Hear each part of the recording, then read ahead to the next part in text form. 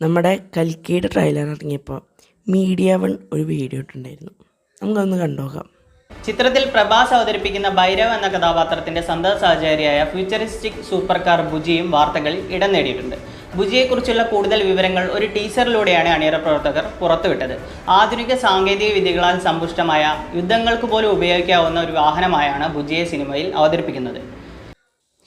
ഇതിൽ ഇവരെന്നെ പറയുന്നുണ്ട്, ബുജി ഫ്യൂച്ചറിസ്റ്റിക് കാറാണ്, പ്രഭാസിൻ്റെ ഒപ്പമുള്ള ഇതാണെന്നൊക്കെ പറഞ്ഞിട്ട്.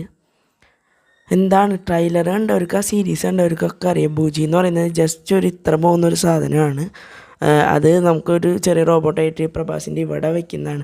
പിന്നെ അത് കാറിൻ്റെ ഉള്ളിൽ നിന്ന് വരുന്നത് ഇതൊക്കെ കണ്ടപ്പോഴത്തേന് ആളങ്ങോട്ട് പറഞ്ഞ് ഫ്യൂച്ചറിസ്റ്റിക് കാറാണ് ബുജിന്ന്.